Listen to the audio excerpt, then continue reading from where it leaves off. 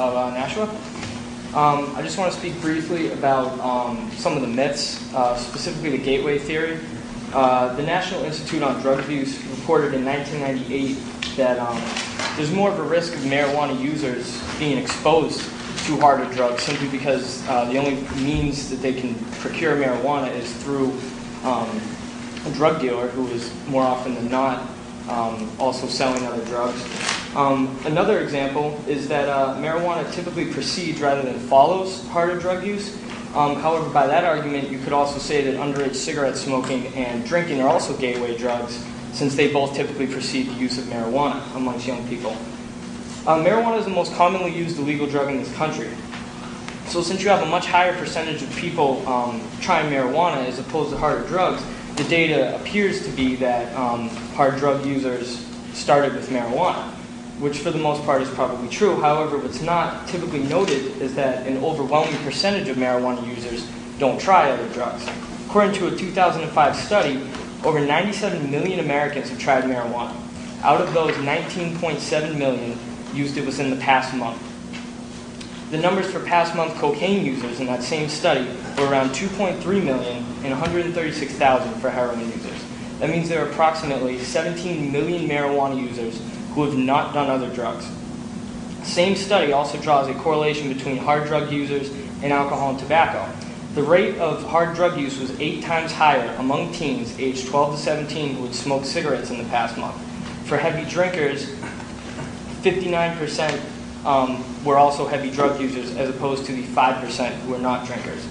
For teens who both smoked cigarettes and drank alcohol, the percentage of heavy drug users was at 70.9% as opposed to non-smokers and non-drinkers where the percentage was at 3.5%. So if anything is gateway, it's alcohol and tobacco as opposed to marijuana. In conclusion, you can see the argument that we need to be tough on small amounts of marijuana because its usage will lead to harder drugs in the future is not the case. I don't believe anyone here today is suggesting that we legalize marijuana, but the current penalty of jail time, a hefty fine, the potential loss of financial aid, and even the potential loss of employment is excessive. Simply put, the punishment does not fit the crime.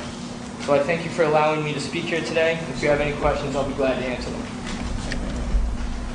Do you think the punishment should be different based on age? In other words, should there be like alcohol? Should there be a different punishment for the use under 21? Personally, I think it should be either 18 or 21 for marijuana usage. I think, if you don't mind me responding to your question posed earlier about alcohol, studies have been shown that alcohol is far more dangerous than marijuana.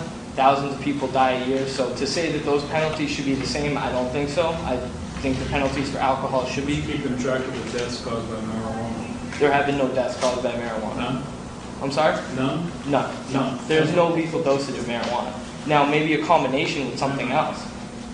And I can't get into a band between you, but I happen to know people who've died in motorcycle accidents because they were too stoned to drive. So there have been deaths caused, the same as alcohol deaths from driving in the beginning.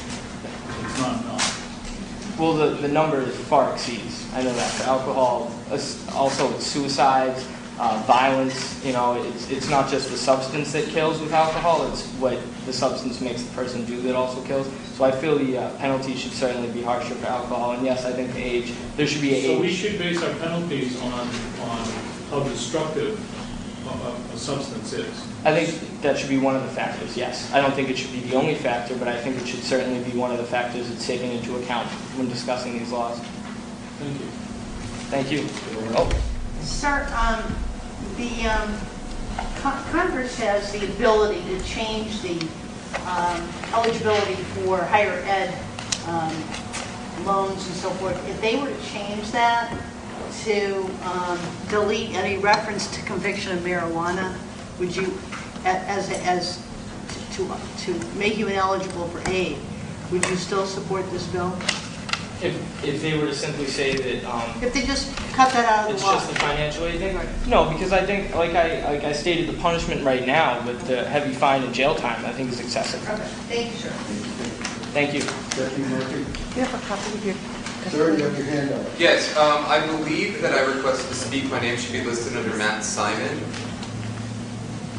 I signed in right after him. My name is Philip Cohn.